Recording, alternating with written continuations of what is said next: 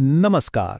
ક્યારે વિચાર્યું છે કે કોઈ એક વસ્તુ તૂટીને અનેક નવી વસ્તુઓમાં કેવી રીતે ફેરવાઈ જાય? જાણે કોઈ જાદુ હોય. પણ આ જાદુ નથી, આ છે વિજ્ઞાન. અને આજે આપણે એ જ રસપ્રદ રાસાયણિક પ્રક્રિયા વિશે વાત કરવાના છીએ. તો સવાલ એ છે કે એક પદાર્થમાંથી અનેક પદાર્થો બને છે કઈ રીતે? આ કોઈ કોયડો નથી, આ છે શુદ્ધ રસાયણશાસ્ત્ર. ચાલો આની પાછળનું રહસ્ય જાણીએ. વિજ્ઞાનમાં આ અદ્ભુત પરિવર્તન માટે એક ખાસ શબ્દ છે.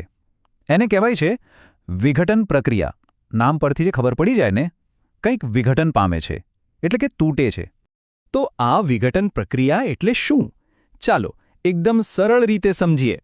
ધારો કે એક મોટું સંયોજન છે, એને આપણે પ્રક્રિયક કહીશું. વિઘટન પ્રક્રિયામાં આ એક જ પ્રક્રિયક તૂટીને બે કે તેથી વધુ નાની સરળ વસ્તુઓ બનાવે છે, જેને આપણે નિપજો કહીએ છીએ. બસ આટલું જ. આને યાદ રાખવાની સૌથી સહેલી રીત છે એકમાંથી અનેક.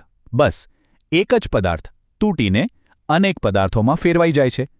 યાદ છે આપણે સંયોગીકરણ પ્રક્રિયાની વાત કરી હતી? આ બરાબર એનાથી ઉલટું છે.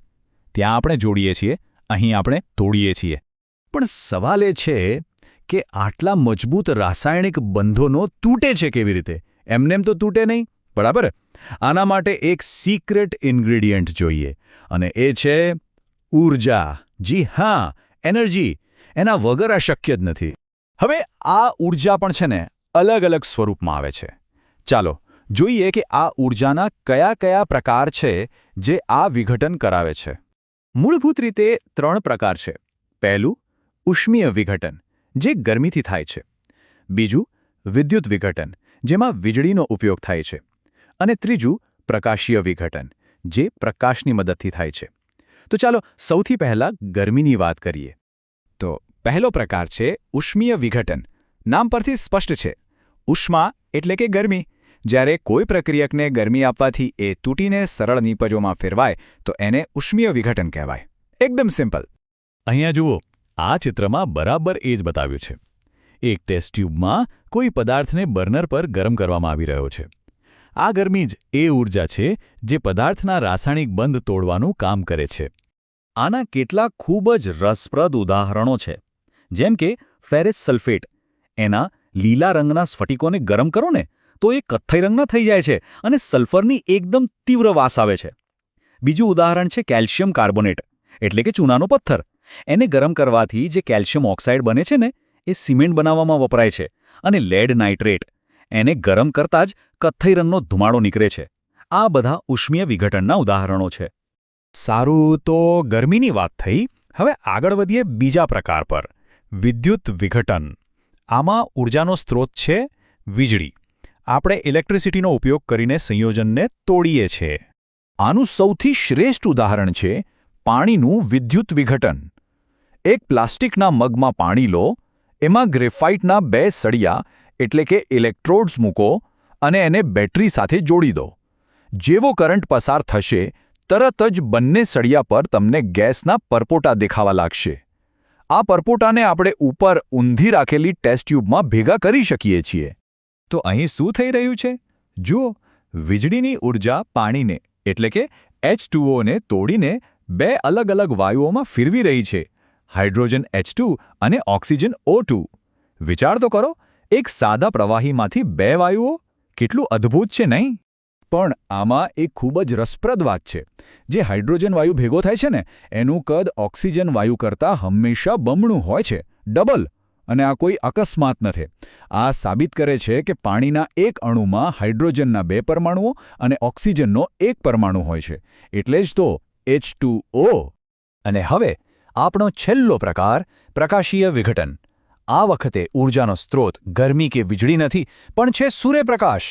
જી હા, આપણે પ્રકાશની શક્તિથી સંયોજનને તોડીશું. આનું એક ક્લાસિક ઉદાહરણ છે સિલ્વર ક્લોરાઇડ. સૂર્યપ્રકાશમાં મૂકતા પહેલાં એ એકદમ સફેદ પાવડર જેવું હોય છે, પણ જેવું એને સૂર્યપ્રકાશમાં મૂકો, એ ધીમે ધીમે રાખોડી રંગનું થઈ જાય છે. કેમ? કારણ કે પ્રકાશની ઊર્જાએ એનું વિઘટન કરી નાખ્યું અને એમાંથી ચાંદી છૂટી પડી. તો પ્રક્રિયા શું થઈ? સિલ્વર ક્લોરાઇડ સૂર્યપ્રકાશને કારણે તૂટીને ચાંદી અને ક્લોરીન વાયુમાં ફેરવાઈ ગયું. અને હા, એક મજાની વાત કહું, જૂના જમાનાની જે બ્લેક એન્ડ વ્હાઇટ ફોટોગ્રાફી હતી ને, એ આ જ સિદ્ધાંત પર કામ કરતી હતી. તો આપણે 3 અલગ અલગ પ્રકાર જોયા: ગરમી, વીજળી અને પ્રકાશથી થતું વિઘટન.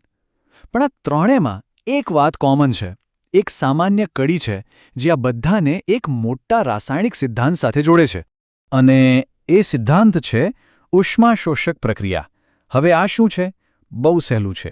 જે પ્રક્રિયામાં ઊર્જાનું શોષણ થાય, એટલે કે પ્રક્રિયા થવા માટે બહારથી ઊર્જા આપવી પડે, એને ઉષ્માશોષક પ્રક્રિયા કહેવાય. તો હવે કડી જોડાઈ. બધી જ વિઘટન પ્રક્રિયાઓ ઉષ્માશોષક પ્રક્રિયાઓ છે. કેમ? કારણ કે દરેક વિઘટન પ્રક્રિયામાં આપણે બહારથી ઊર્જા આપવી પડી, ખરું ને? પછી ભલે ગરમી હોય, વીજળી હોય કે પ્રકાશ હોય. ઊર્જાનું શોષણ થયું એટલે જે ઉષ્માશોષક છે. સિમ્પલ. તો ચાલો અત્યાર સુધી આપણે જે પણ સમજ્યા એને ટૂંકમાં ફરીથી જોઈ લઈએ. આ વિજ્ઞાન આપણી આસપાસ ક્યાં જોવા મળે છે એ પણ વિચારીએ. તો મુખ્ય 3 મુદ્દા યાદ રાખવાના છે. નંબર 1, વિઘટન એટલે એકમાંથી અનેક. નંબર 2, આ પ્રક્રિયા થવા માટે હંમેશા કોઈક પ્રકારની ઊર્જાની જરૂર પડે છે, ગરમી, વીજળી અથવા પ્રકાશ. અને નંબર 3, કારણ કે આમાં ઊર્જા શોષાય છે, આ બધી પ્રક્રિયાઓ ઉષ્માશોષક છે. અને હવે અંતમાં એક સવાલ વિચારવા જેવો છે.